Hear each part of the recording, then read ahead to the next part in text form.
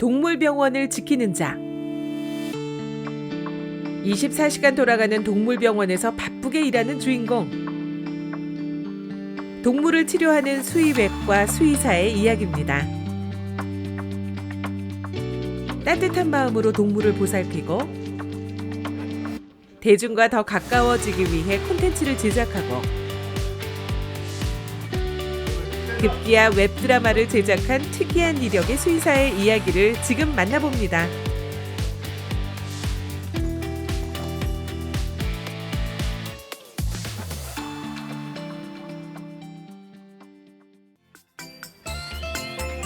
대전에 있는 한 동물병원.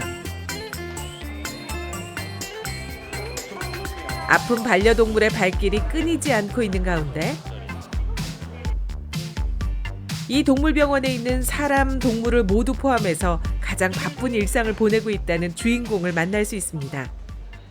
네, 안녕하세요. 본캐는 수의사, 부캐로 여러 가지 일들을 하고 있는 고대량이라고 합니다. 일과는 본캐 수의사 일과로는 아침에 9시까지 출근을 하고 오전 중에는 외래 진료를 하고 그 다음에 오후에는 거의 수술 위주로 일을 하고 있습니다. 그리고 저녁 퇴근 시간대에는 제가 지금 현재 하고 있는 유튜브라든지 그다음에 마케팅 사업들을 같이 또 구상을 하면서 또 이어나가고 있습니다. 지금은 본캐인 수의사로 진료 중입니다. 왼쪽 다리를 산책할 때는 조금 덜 들거든요. 네. 근데 집에서는 좀 많이 들어요. 그래도 산책 잘하네. 정말 좋은 거예요, 저거는. 회복도 되게 빠른 편이에요. 5분씩. 물리치료 진행하고 약을 끊고 이제는 전환해서 물리치료로 조금 아이를 이어가도록 해볼게요. 네. 보호자와 소통을 하고 반려동물의 상태를 꼼꼼하게 확인해서 치료 계획을 세우는 게 고대량 수의사의 일상. 얼핏 보면 평범해 보이는 모습이지만 고대량 수의사에게는 아주 특이한 이력이 있다는데요. 바로 우리나라 최초의 동물병원 웹드라마를 제작했다는 겁니다. 우리 애가 잘 쓰였어요. 아야나. 일단 보호자분 진정하시고요. 이쪽으로 가실게요.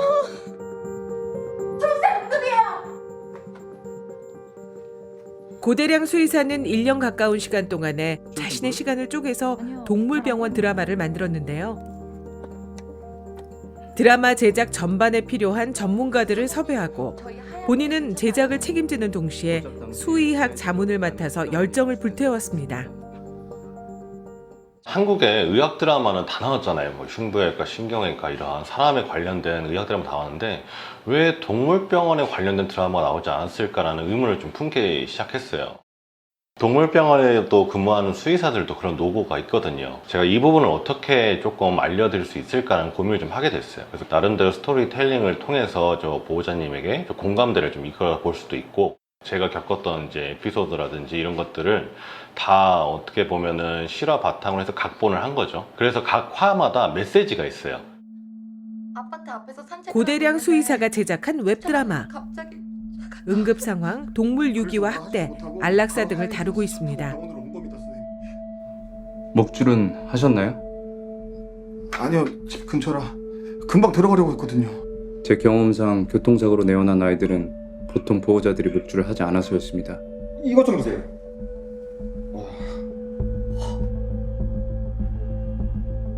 뻔뻔하게 두고 그냥 가버리네.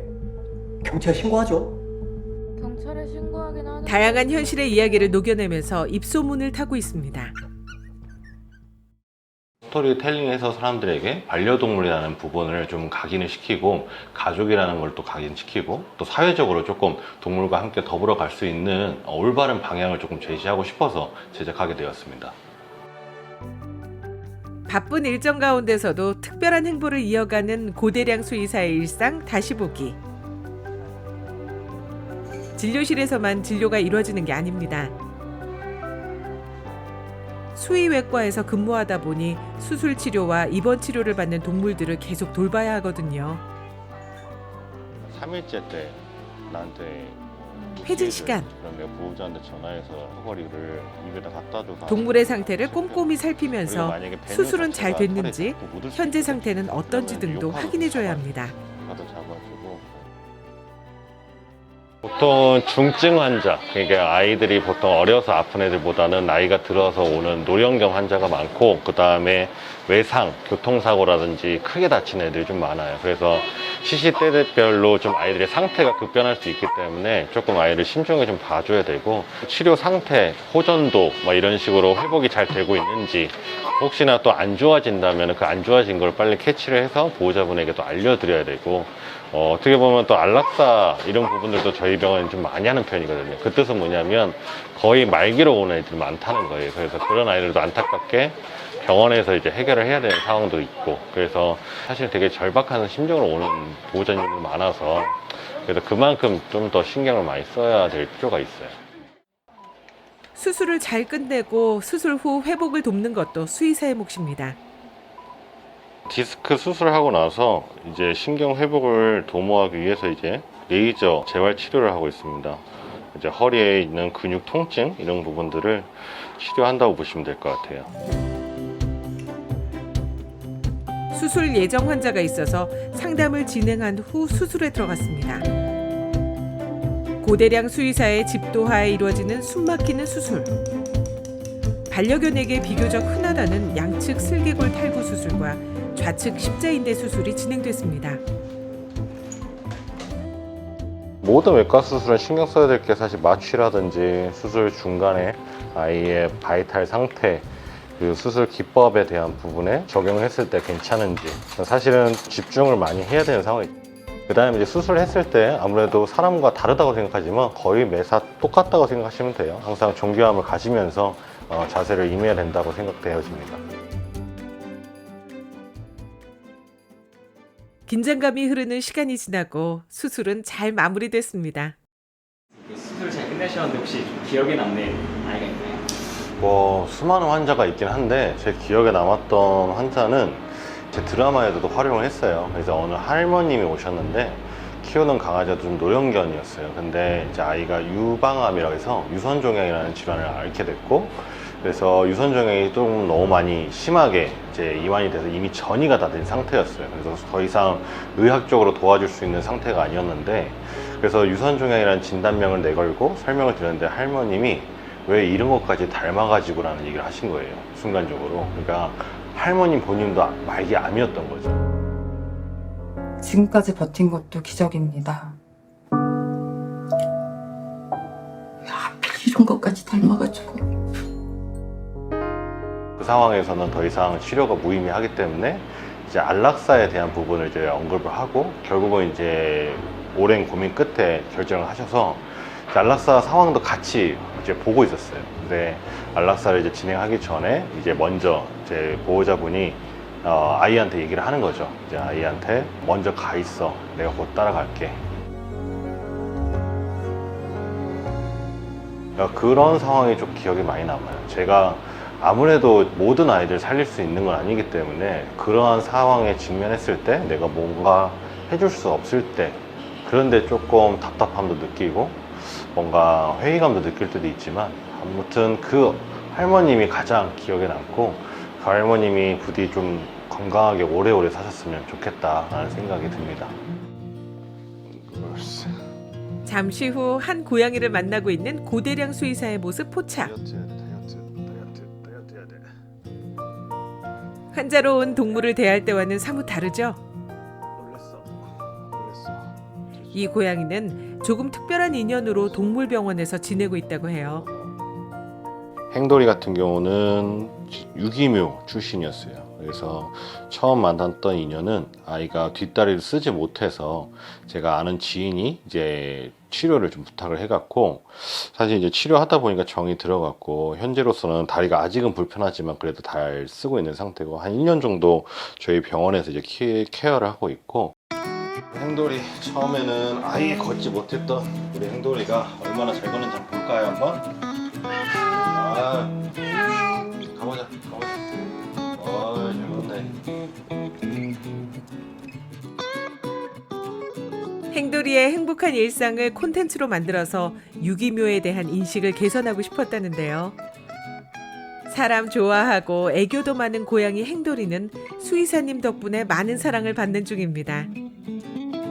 반려동물에 관련된 직종에 종사를 하니까 또 아픈 애들도 많이 보게 되고 사실 그런 부분을 좀 고민 많이 했어요. 이제 봉사하는 부분들을 어떻게 해야 되나 이런 부분들 뭐 정기적으로 유기견 보호소나 이런 데 가서 하는 것도 있지만 또 이런 유기묘 같은 경우는 사실은 몸이 불편하면 야생에서 방생했을 때 조금 손상을 받거나 외상을 받거나 할 수 있는 부분 때문에 그런 걸 조금 보호하는 입장에서 몸이 불편하지만 그래도 이런 아이들도 사랑받을 수 있는 자격이 있다는 것을 한번 보여주고 싶어서 또 채널을 열게 되었습니다. 어머, 직접 출연도 하시나 봐요. 고대량 수의사가 바쁜 와중에도 시간을 쪼개서 향한 곳이 스튜디오였는데요. 여기는 정확히 뭘 하는 공간인가요? 자, 이 공간은 이제 제 부캐 캐릭터죠. 이제 저희 유튜브 컨텐츠를 제작하거나 기획하거나 촬영하는 장소고요. 수의사들 상대로 하는 전문 세미나를 제가 하고 있어요. 그래서 그 세미나를 위한 촬영 그리고 여기서 계속적으로 새로운 반려동물에 관련된 이런 컨텐츠를 구상을 해서 조금 만들어가는 촬영 공간이라고 생각하시면 될 것 같습니다. 보호자에겐 생활 정보를 주고 싶고 수의사들과 의학 정보를 나누고 싶어서 시작한 나름의 소통 방법입니다. 우리도 아마 새로 컨텐츠 하면 이런 쇼츠 찍을 것도 좀 고민을 해서 나에 대한 쇼츠를 좀 찍어놓는 것도 괜찮을 것 아니면 같아요. 기존에 있는 컨텐츠를 또 이렇게 쇼츠로 그러니까, 제작해도 괜찮을 것 같아요. 2회로 제 개인적으로는 사실은 이제 어떻게 보면 병원에서의 일만 하는 것이 아니라 이런 외부적인 제 다른 일, 제가 전공하지 않는 다른 일들을 조금 맞닥뜨리면서 배우고 저도 배우는 자세가 되거든요. 근데 그러면서 뭔가 이제 지식 정보를 전달한다든지 재밌고 좀 유익한 영상을 만들고 싶어서 어떻게 보면 여가 시간을 내서 같이 도전을 하고 하는 거죠. 나름 재밌어요. 그리고 너무 막 힘든 애들, 아픈 애들만 보다가 이제 어떻게 보면 이렇게 좀 프레시한 다른 공간에 있으면 제가 또 바로 또 리프레시 되고 또 열심히 할 수 있는 동기부여가 되기 때문에 그래서 이제 하는 것 같습니다. 동물에 관한 여러 콘텐츠를 기획해 반려동물이 대중과 한층 더 가까워졌으면 하는 바람을 담습니다. 대중과 소통하는 수의사 고대량, 그의 행보가 궁금해지는데요. 일단 본업인 수의사를 가장 열심히 해야겠죠. 아무래도 그래서 동물병원 운영도 열심히 해야 될 것 같고 앞으로 제가 계속 임상을 하면서도 다른 이제 꿈을 좀 꾸게 되는 부분들이 많아요. 제가 도전하는 걸 좀 좋아해서 동물에 관련된 이제 드라마 시즌 2 이런 것들도 계획을 하고 있고 조금 더 어떻게 보면 사회적으로 반려동물이 어떻게 우리 사람들과 함께 어울려서 올바른 방향으로 조금 키워나갈 수 있는지에 대한 고민을 하면서 거기에 관련된 이제 일들을 추진해 나가지 않을까 싶습니다. 수의사로서 동물의 건강을 책임질 뿐 아니라 다양한 소통으로 동물과 행복한 동행을 전파하는 고대량 수의사. 앞으로도 다양한 소통으로 만나길 기대합니다.